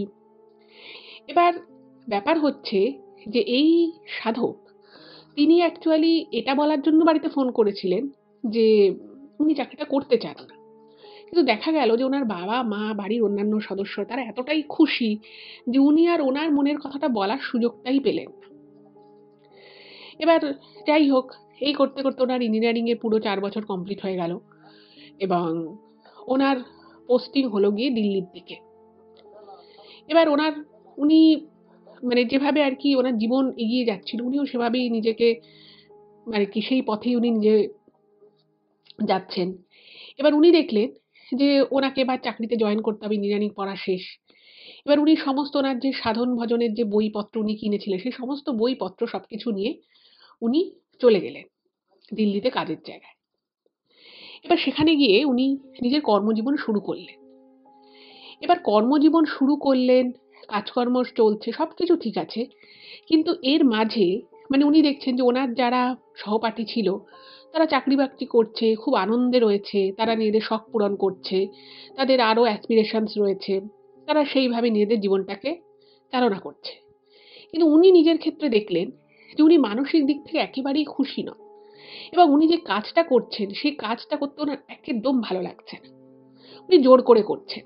যেহেতু উনি ঠিক যেভাবে উনি জোর করে ইঞ্জিনিয়ারিং পড়তে এসছিলেন, পড়াশুনো করেছেন, ভালো রেজাল্ট হয়েছে, ক্যাম্পাসিং এ বসেছেন, চাকরি পেয়েছেন, সবই হলো। কিন্তু কোথাও ওনার মনে হলো যে উনি যেটা করতে চেয়েছিলেন বা যেটা ওনার করা উচিত, উনি সেটা করছেন না। এবং এই জিনিসটা কিন্তু ওনার মধ্যে বারংবার আসতে লাগলো। এবং এই জিনিসটা মানে চলতে থাকে। যখন উনি চাকরিতে জয়েন করেছেন ৫ মাস হয়ে গেছে, মাঝখানে উনি একবার বাড়িতে গেছেন। বাড়িতে দেখছে সবাই ভীষণ খুশি। সবাই ওনাকে খুব, আ বাড়ির লোকেরা খুব বাহবা দিচ্ছে, খুব ভালো, ভালো কথা বলছে। তো তারপরে আবার যাই হোক ছুটি কাটিয়ে উনি দিল্লিতে ওনার কাজের জায়গায় আবার ফিরে এলেন। তারপর ওনার মনে হলো যে না, অনেক হয়েছে। এবার আমি সেটাই করব যেটা আমার করতে ভালো লাগে। এবং বাড়িতে কাউকে কিছু না জানিয়ে উনি হঠাৎ করেই কিন্তু আ যে কোম্পানিতে উনি কাজ করছেন উনি রিজাইন দিয়ে দেন। এবং সেখানেও যখন সবাই জিজ্ঞেস করে যে সে কেন রিজাইন দিচ্ছে? উনি বলে যে আমি মানে তিনি তার ব্যক্তিগত কারণটা বলে না। উনি বলেন যে উনি হায়ার স্টাডিজ করবে বা অন্য কোথাও চাকরির চেষ্টা করবে এই বলে সে ওখান থেকে রিজাইন দিয়ে দেয়। এবার উনি যেটা বলেছেন যে যেদিন উনি চাকরি ছেড়ে দিচ্ছেন মানে সেদিন ওনার লাস্ট, পরের দিন ওনাকে মানে ওখান থেকে আর কি যে অ্যাকোমোডেশন দিত সেই অ্যাকোমোডেশন ছেড়ে চলে যেতে হবে। তখন অবধি উনি জানেন উনি কোথায় যাবেন, কি করবেন। হঠাৎ করেই উনি মানে যে বইপত্র পড়েছিল বা ওখান থেকে উনি যে খোঁজ খবর নিত সেখানে উনি জানতে পারলেন যে নৈনিতাল থেকে আরো 40 কিলোমিটার উপরে একটা জায়গা রয়েছে। সেইখানে একটা এরকম শ্মশান আছে এবং সেই শ্মশানে মানে পাহাড়ি গ্রাম, পাহাড়ি জায়গা, প্রচন্ড মানে খুব উন্নত জায়গা তো ছিল না। আর এটা আজ থেকে অনেক বছর আগেকার কথাই আমি বলছি। তো তখন পাহাড় অতটাও ডেভেলপ করেনি। তো সেইখানে নাকি অনেক সাধক আছে, অনেকে এরকমের সাধনা ভজনা করে। তো উনি পরের দিন জাস্ট এইটুকু ইনফরমেশন এর ভিত্তিতে উনি দিল্লি থেকে বেরিয়ে যান। কারণ তার মধ্যে উনি যেহেতু রোজগার করতেন, তো উনার কাছে বেশ কিছু টাকা পয়সাও জমে গেছিল। তো উনি নিজের টাকাতেই সেখান থেকে উনি নৈনিতালের উদ্দেশ্যে বেরিয়ে পড়েন। এবং নৈনিতাল পৌঁছে সেখান থেকে একটা গাড়ি ভাড়া করে উনি বলেন যে আমি অমুক শ্মশানে যাব। এবার যে গাড়িওয়ালাকে উনি বলছেন যে আমি অমুক শ্মশানে যাব, সেও অবাক হয়ে গেছে যে একটা জোয়ান ছেলে, দেখে মনে হচ্ছে ভালো পরিবারের ছেলে, সে এই শ্মশানে কেন যাবে বলছে। যাই হোক, তো উনি সেই শ্মশানে এসে পৌঁছন এবং সেই শ্মশানে এসে যখন উনি পৌঁছলেন তো দেখছেন যে জায়গাটা অদ্ভুত সুন্দর। মানে পাহাড়ি জায়গা, বেশ দুর্গম রাস্তা, মানে ওই গাড়িটা একটা নির্দিষ্ট জায়গা অব্দি এলো, বাকিটা ওনাকে ট্রেক করে হেঁটে উঠতে হলো। এবং পাশে একটা সুন্দর গ্রাম রয়েছে, পুরো ছবির মতো সুন্দর গ্রাম। এবার সেই গ্রামে এসে উনি পৌঁছলেন। আচ্ছা, এখানে একটা কথা বলে রাখি, এই সময় অবধিও কিন্তু না ওনার কোনো দীক্ষাগুরু ছিল, না ওনাকে কেউ হাতে ধরে এই ধরনের মানে সন্ন্যাসী কিভাবে হতে হয়, কিভাবে সাধনা করতে হয় সেই বিষয়ে ওনার কোনো গুরুদেব বা কোনো কেউ কিন্তু ছিল না। এবার উনি কিন্তু মনে মনে, আচ্ছা এখানে একটা জিনিস বলে রাখি যেটা অর্চনাদি লিখেছেন, যে এর মাঝখানে একবার উনি ওই সেই যে বীরভূমের যে গ্রামে উনি গেছিলেন সেই শ্মশানে কিন্তু উনি একবার গেছিলেন চাকরি পাওয়ার পরেই। কিন্তু সেই শ্মশানে গিয়েও ওই সাধকের কিন্তু উনি সন্ধান পাননি, যে বয়স্ক সাধকের ওর কাছে উনি দুদিন ছিলেন। তো সেখানে গিয়ে যখন উনি জিজ্ঞেস করেছেন তো তখন ওনারা বলেছিল যে আমরা তো জানি না উনি কোথায় গেছেন, তবে মানে উনি বিভিন্ন সময় হিমালয়ের বিভিন্ন পাহাড়ি গুহায় উনি সাধনা করেন, মাঝে মধ্যে উনি এখানে আসেন। তো উনি এখন কোথায় আছে কেউ জানে না। আর সাধক মানুষ, তার কাছে কোনো ফোন টোন কিছুই নেই। তো ইনি কিন্তু ওনার কোনো মানে লোকেশন কিছু খুঁজে পায়নি। এবার ওখানে এসে উনি ভাবলেন যে না, এবারে আমি এক মনে সাধনা শুরু করি। তো উনি যেটুকু জানতেন, যেটুকু বইপত্র পড়ে ওনার নলেজ হয়েছিল, তার উপরে ভিত্তি করে কিন্তু উনি ওনার সাধন ভজন শুরু করে দিলেন। এবারে ওই যে জায়গাটা ছিল ওর পাশে একটা পাহাড়ি ছোট্ট গ্রাম ছিল।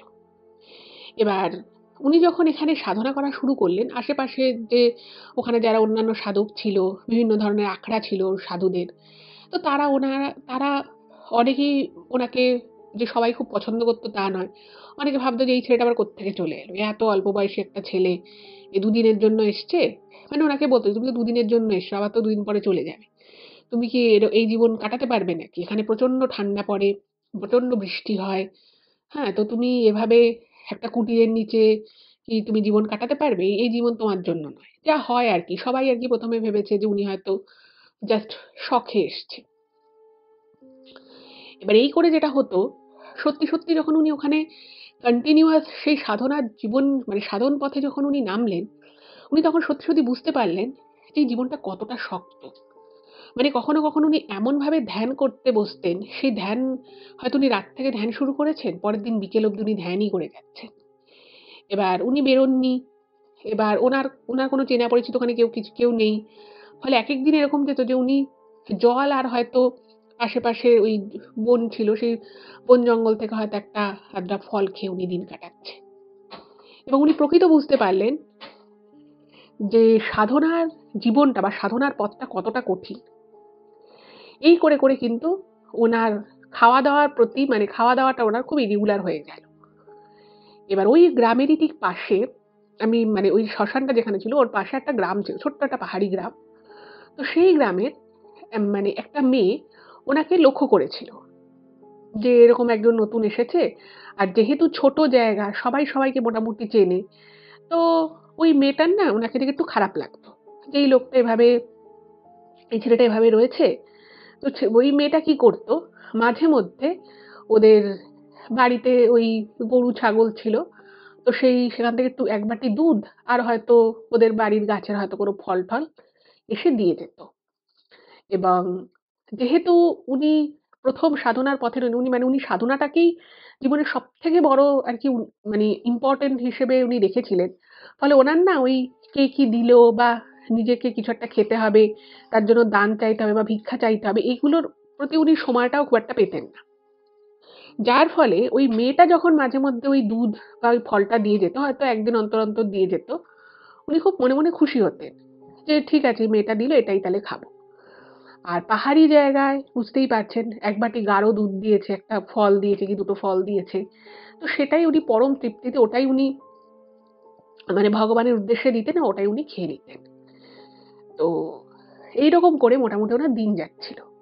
এবং উনি মাঝে মধ্যেই দেখতেন যে ওই মেয়েটা আসে, এসে কখনো কখনো দুধের সাথে ফলের সাথে হয়তো কখনো একটুখানি ক্ষীর বানিয়ে দিয়ে গেল, কখনো কিছু একটা দিয়ে গেল।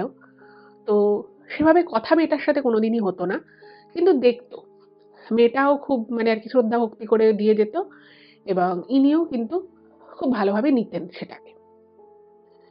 এবার বুঝতেই পারছেন যে একটা শ্মশানের মধ্যে কিন্তু মানে মানে মেয়েটা কিন্তু ওর বাড়িতে না জানিয়ে আসতো, কারণ কোনো বাড়ি থেকেই চাইবে না যে তার মেয়ে শ্মশানে গিয়ে কাউকে ভাবে রেগুলার বেসিসে খাবার টাবার দিয়ে আসুক, কিন্তু এটা চাওয়ার কথাও নয়।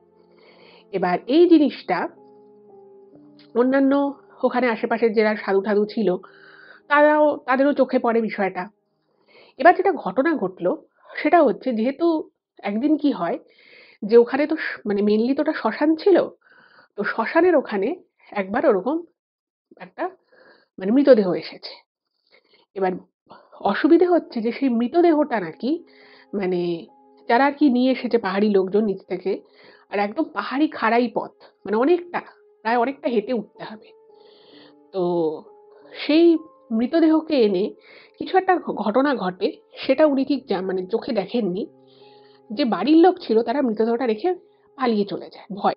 এইবারে মেয়েটা সেই দিন আসে, এবং মেয়েটা সেই দিন যখন আসে তখন কিন্তু উনি কোনো সাধনায় মানে ব্যস্ত ছিলেন না। তো রোজই মানে প্রায় তখন মেয়েটা খুব ফ্রিকুয়েন্ট আসছে, রোজই প্রায় আসে মেয়েটা, কিছু না কিছু খাবার দিয়ে যায়। এবারে তো মেয়েটা আসে, সেদিন মেয়েটা এসে ওরকমই দুধ, ফল, মূল এসব দিয়ে গেছে। তো ওইখানে ওই মেয়েটা যখন এসছিল, তো তার পাশেই, তার কিছুটা আর কি দূরেই ওই মৃতদেহটা রাখা ছিল। এবার ওখানে বাকি আরো যারা সাধু সন্ত ছিল মানে ওই শ্মশানের, তারাও মানে ভাবছে যে কি করবে, বাড়ির লোক কি আদৌ আসবে না আসবে না, রাত থেকে মৃতদেহটা সারা রাত পড়েছিল, মেয়েটা সকালবেলা এসছে। এবার হঠাৎ করেই মেয়েটা যখন চলে যাচ্ছে, ঠিক ওই মৃতদেহটার কাছ দিয়ে যাওয়ার সময় মেয়েটা কিরকম ভাবে হঠাৎ করে অজ্ঞান হয়ে পড়ে যায়। এবার সেটা দেখে তো ইনিও খুব অবাক হয়ে গেছে যে কি হলো, মেয়েটা পড়ে গেল কেন। আর মেয়েটা কিভাবে পড়ে যেতে দেখে ইনি এগিয়ে এসে, এবং তার সাথে সাথে আশেপাশের যে কয়েকজন সাধু ছিল তারাও এগিয়ে এসছে। এইবারে মেয়েটা যে এতদিন বাড়িতে না জানিয়ে টুক করে চলে আসতো, এসে ওনাকে খাবার দিত, এই বিষয়টা তো মেয়েটার বাড়ির লোক জানতো না। এবার এরকম অজ্ঞান হয়ে গেছে। তো ওই সাধুদের থেকেই কয়েকজন নিচে নেমে গিয়ে, মানে একটা পুরো পাহাড়ি জায়গা তো, একটু পাহাড় থেকে নেমে গিয়ে ছুটে গিয়ে খবর দিয়েছে যে এরকম একটা মেয়ে এরকম অজ্ঞান হয়ে পড়ে গেছে। এবার ছোট পাহাড়ি গ্রাম, তো বাড়ির লোকও বুঝে গেছে যে কোন মানে তাদের বাড়ির মেয়ে ঘরে নেই। তো সেই গ্রামের মধ্য থেকে কয়েকজন ছুটে এসে তার বাড়ির লোক সহ, তো এসে দেখছে তাদের মেয়ে ওরকমভাবে অজ্ঞান হয়ে পড়ে আছে।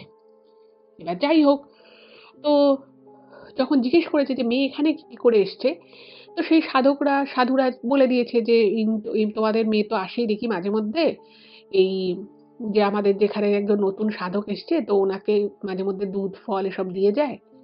এবার বাড়ির লোক বলছে আমরা তো জানি না এরকম ও করে, মানে মাঝে মধ্যে শ্মশানের দিকে আসে আমরা জানতাম, কিন্তু রোজ রোজ যেভাবে জিনিসপত্র দিয়ে যায় সেটা তো জানতাম না। স্বাভাবিকভাবে তাদের একটুখানি রাগ হয়। এবার মেয়েটাকে আর কি ওখানে জল টল ছিটিয়ে ওর জ্ঞান ফেরানোর চেষ্টা করা হচ্ছে, কিন্তু সেই মেয়েটার জ্ঞান কিছুতেই ফিরছে না।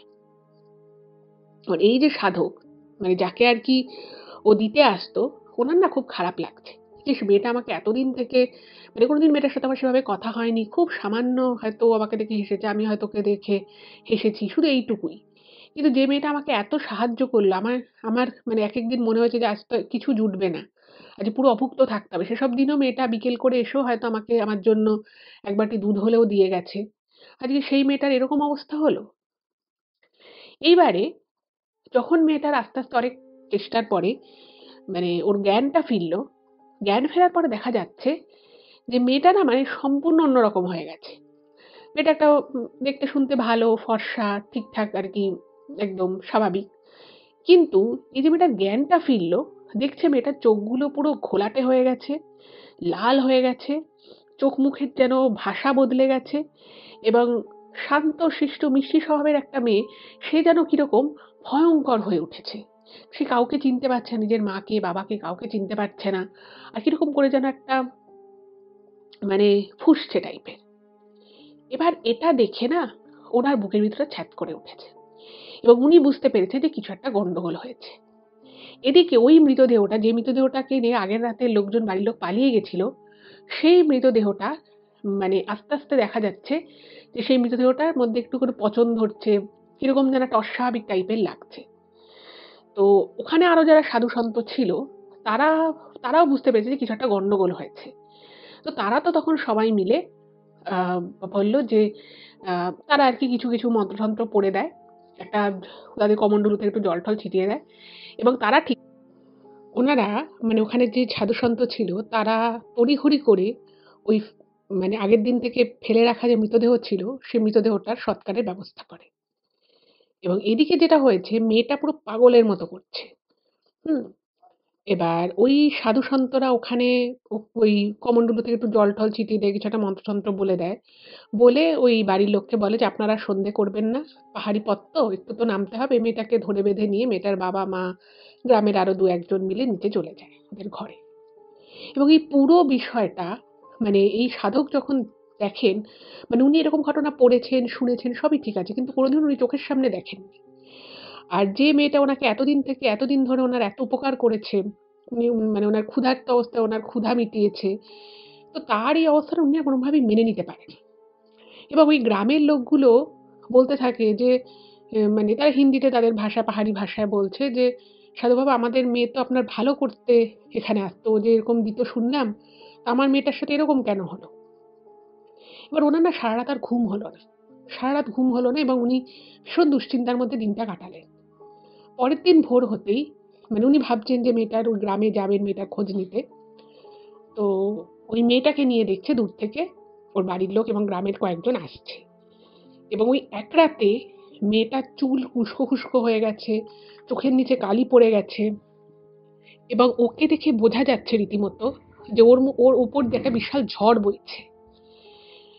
তো মেয়েটাকে ওভাবে দেখে আসতে দেখে এই সাধক, তিনি তো বাইরে বেরিয়ে এসছেন, এবং বাকি ওখানে যারা যে কজন সাধু ছিলেন, সাধু সন্ত, তারা বলছে যে মেয়ের এখনো কোনো উন্নতি হয়নি। বলছে সারা রাতে দেখছে মেয়েটার হাতে পায়ে পুরো চেরা চেরা দাগ। ও নাকি নিজেই ধারালো কিছু দিয়ে, নিজের নখ দিয়ে নিজের গলা, হাত, পা এগুলো চিরছে, এবং মেয়েটা যে একটা প্রবল কষ্টের মধ্যে রয়েছে সেটা বোঝা যাচ্ছে। এইবারে ওখানে যারা অন্যান্য সাধুসন্ত ছিল, তারা তখন এনাকে এই সাধককে তাকে বলছে যে, "কি, তোমাকে তো এই মেয়েটাকে দেখতাম যে তোমাকে উম দান দিয়ে যেত এরকম দুধ, ফল। তো তুমি কিছু করো।" এবার উনি ওই যে বললাম যে এই ঘটনার আগ অব্দি উনার কিন্তু, উনি পড়াশুনো করেছিলেন এই সাধনা নিয়ে। কিন্তু ওনার কোনো দীক্ষাগুরু বা সাধনা পথের যে সাধন পথের যে গুরুদেব, যে হাতে ধরে এই সাধনা শেখায়, সেরকম কিন্তু কেউ ছিল না। এবার উনি ভাবছেন যে ওনার না তখন নিজের প্রতি নিজের একটা ভীষণ রাগ হয়। উনি ভাবতে থাকে, সত্যিই তো, আমি তো সাধনার পথে এসেছি। আমার মধ্যে এইটুকু ক্ষমতা তো থাকা উচিত যে যে মেয়েটা আমার এত উপকার করেছে, এত ভালো করেছে আমার। এবং সেই মেয়েটা আজকে আমারই জন্য এসে এখানে এত কষ্ট পাচ্ছে, তাহলে আমি কিসের জন্য সংসার ত্যাগ করলাম? কিসের জন্য আমি পড়াশুনো সবকিছু ত্যাগ করলাম? যদি আমার মধ্যে কোনো ক্ষমতাই না থাকে? তো ওখানকার অন্যান্য যারা সাধু সন্ত ছিল তারা না ওনার উপরে খুব রেগে যায় এবং তারা তাদের মতো করে মেয়েটাকে সুস্থ করার চেষ্টা করতে থাকে এবং এই চেষ্টা ওখানে বসেই শুরু হয়। কিন্তু সারাদিন ধরে মেয়েটার উপরে বিভিন্ন রকমের পুজো আর্চা যাগযজ্ঞ হয়, কিন্তু কোনোভাবেই কিন্তু মেয়েটাকে সুস্থ করে তোলা যায় না। এবং এই সময় সবথেকে বেশি এই সাধকের মনে হচ্ছিল সেই সাধু বাবার কথা, কলেজ জীবনে যে সাধু বাবার উনি সঙ্গ পেয়েছিলেন ২ দিনের জন্য। এবং সেই সাধু বাবাই কিন্তু ওনাকে অনেক কথা বলেছিলেন যে সব পথেরই একজন করে গুরুদেব মানে দরকার হয়, যে তোমাকে এই পথটা দেখাবে, তোমাকে পড়াশুনো করতে হবে, তোমাকে নিজের পায়ে দাঁড়াতে হবে। সে মানুষটা এত কথা বলেছিল এবং উনি আবারও তার সাথে যোগাযোগ করার চেষ্টা করেছিলেন, কিন্তু উনি দেখা পাননি। যাই হোক, তো সেদিন রাতে কিছু হলো না, মেয়েটাকে নিয়ে আবার ওর বাবা বাড়িতে চলে গেল, ঘরে আরকি ওদের পাহাড়ি গ্রামে। তো সেই দিন উনি একটা স্বপ্ন দেখলেন। এইবারে উনি স্বপ্নে দেখলেন ওই সেই সাধু বাবা, তান্ত্রিক যিনি আরকি ছিলেন, তিনি স্বপ্নে ওনাকে বলছেন, মানে স্বপ্নাদেশ আরকি উনি পাচ্ছেন এরকম যে, "তুই যদি চাস, তুই তো আমি জানি তুই মনে প্রাণে চাইছিস মেয়েটা সুস্থ হয়ে উঠুক, মেয়েটার ভালো হোক। তোকে কিন্তু একটা কঠিন পরীক্ষার মধ্য দিয়ে যেতে হবে।" তো উনি তো স্বপ্নের মধ্যে বুঝতে পারছেন না যে এই তান্ত্রিক কোন পরীক্ষার কথা বলছেন। তখন উনি বললেন যে, "তোকে মহাকালের যজ্ঞ করতে হবে এবং এই যজ্ঞ কিভাবে করতে হবে, কি, কি লাগবে তাতে সমস্তটা কিন্তু ওই স্বপ্নাদেশে ওই তান্ত্রিক এই সাধককে বলে দিলেন এবং ওনাকে এটাও তার সাথে বলে যে, "তুই যদি সত্যিকারের মন থেকে যদি এই কাজটা করতে, ওই সাধনা যদি করতে পারিস, তবেই একমাত্র কিন্তু এই মেয়েটাকে সুস্থ করা যাবে।"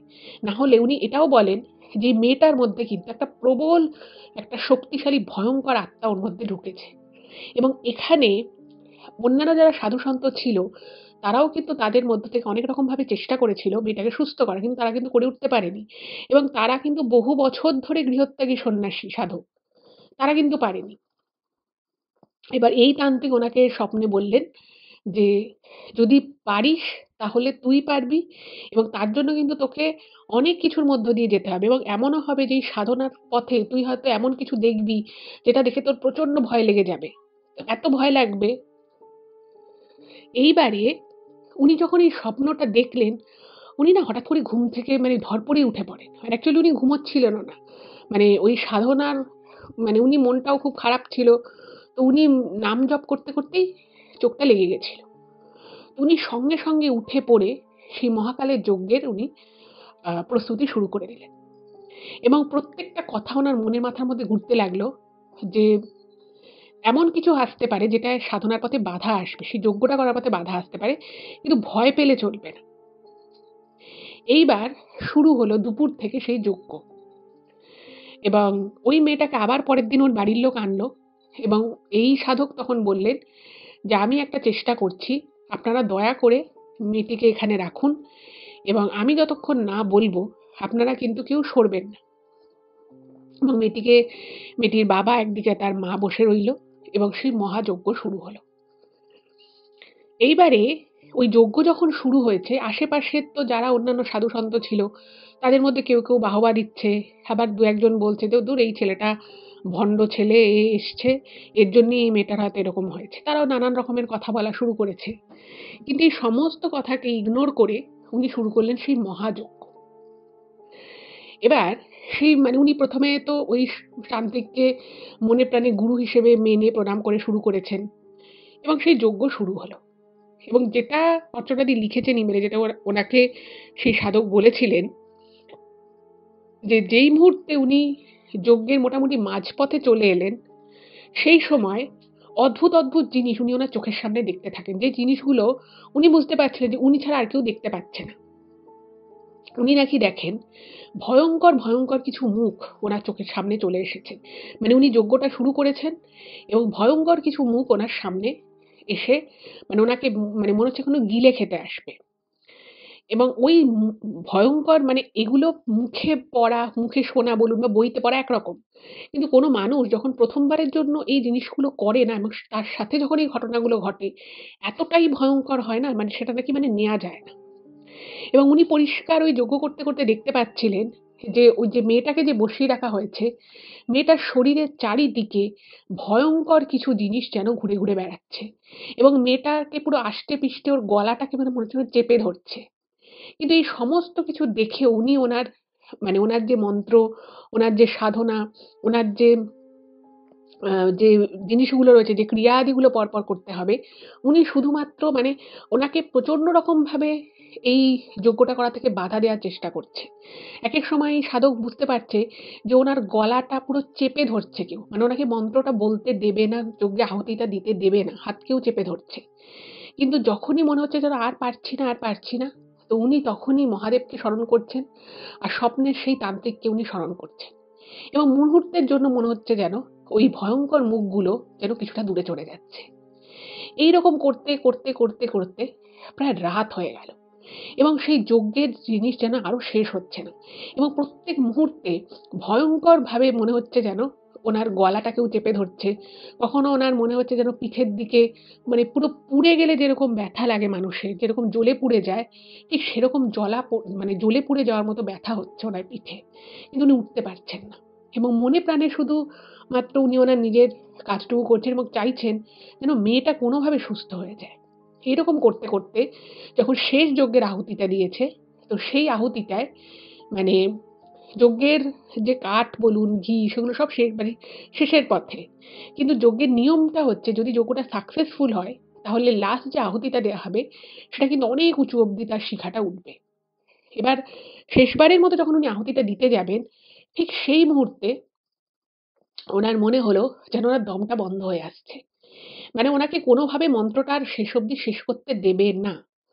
কিন্তু উনিও ওনার মানে ওই ইচ্ছে শক্তি অদম্য, যে একটা ভালো কিছু করার যে মনের যে ইচ্ছে, সেই জোর নিয়ে এবং ভগবানের অবশ্যই আশীর্বাদে উনি আহুতিটা দেন এবং সত্যি, সত্যি ওই যজ্ঞের যে আগুনটা সেটা কিন্তু অনেক উঁচু অব্দি তার শিখা চলে যায় এবং উনি নিজের চোখে দেখেন সেই শিখার মধ্য থেকে ওই আশেপাশে যে ভয়ঙ্কর মুখগুলো ছিল, সেগুলো যেন ওই আগুনের মধ্যে দিয়ে কোথায় চলে মিশে গেল এবং ফট করে ঠিক সেই মুহূর্তে মেয়েটা ঠাস করে অজ্ঞান হয়ে পড়ে গেল এবং সেইটা করেই কিন্তু যজ্ঞটা সুসম্পন্ন হলো। এবার আশেপাশের যে কিছু সাধু-সন্ত ছিল যারা ওনাকে একদম পছন্দ করছিল না, তারা ভাবল মনে হয় মেয়েটার মানে কোনো ক্ষতি হয়ে গেল বা মেয়েটার হয়তো আদৌ প্রাণ রইল কি রইল না। কিন্তু যেটা দেখা গেল যে কিছুক্ষণের মধ্যেই মেয়েটার জ্ঞান ফিরে এলো এবং মেয়েটার চোখের সেই ধূসর রং, লাল হয়ে যাওয়া চোখ, চোখ মুখ থেকে যেন ঠিক মানে ঠেলে বেরিয়ে আসা একটা কষ্ট, সেগুলো যেন মানে মেয়েটাকে দেখে বোঝা যাচ্ছে ও খুব বিধ্বস্ত রয়েছে।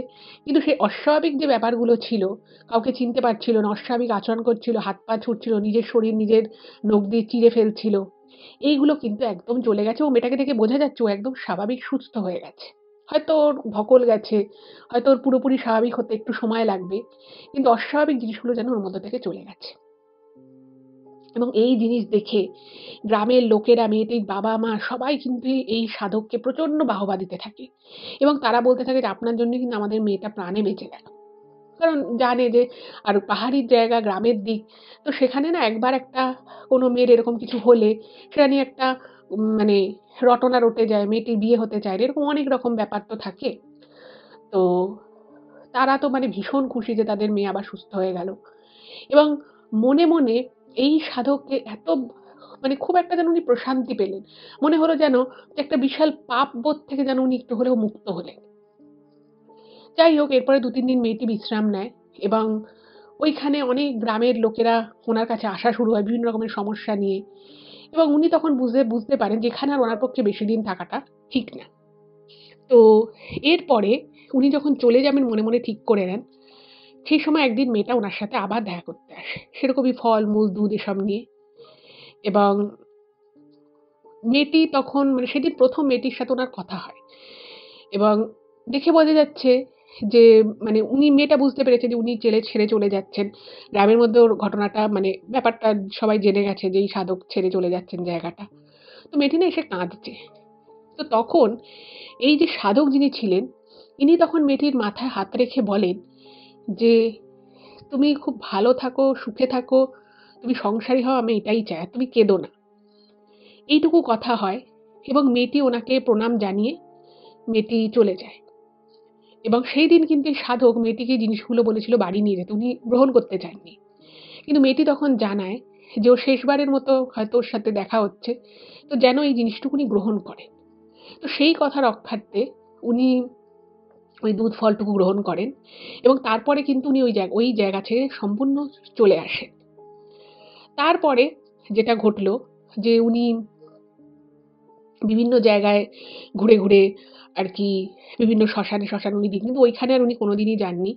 আর তারপর উনি এটাও বুঝতে পেরেছিলেন, উনি তারপরে দীক্ষা নেন। তো সেই ওনার যিনি দীক্ষা দিয়েছে, যিনি ওনার সাধন পথের যিনি গুরু, তিনিও বলেছিলেন যে, "দেখো তুমি যাই করো, সাধু সন্ত হওয়া মানে কিন্তু এই ছাই ভস্ম মেখে ঘুরে, ঘুরে রাস্তায়, রাস্তায় ঘুরে বেড়ানো নয়। তুমি নিজের কাজ করো, তুমি নিজের পায়ে দাঁড়াও এবং তার সাথে তুমি এই পথটাকে বেছে নাও।" তো সেই জন্য উনি কিন্তু রীতিমতো কাজ করেন, চাকরি করেন এবং তার সাথে কিন্তু উনি একজন সংসারত্যাগী সন্ন্যাসীও বটে। আবার এটাও বলেছেন যে উনি এরকম নয় যে উনার সাথে বাড়ির লোকের কারোর কোনো যোগাযোগই নেই, সেটা কিন্তু নয়। উনি বাড়িতে থাকেন না, কিন্তু যোগাযোগ আছে। তো এইভাবেই কিন্তু ওনার একটা সাধারণ মানুষ থেকে সাধক হয়ে উঠেছিলেন উনি। এটাই ছিল ঘটনা। কেমন লাগলো জানাবেন। যদি ভালো লাগে প্লিজ চ্যানেলটাকে সাবস্ক্রাইব করবেন আর এই ভিডিওগুলো একটু সকলের সাথে শেয়ার করে দিন। ভালো থাকবেন। দেখা হবে আবার পরবর্তী এপিসোডে। নমস্কার।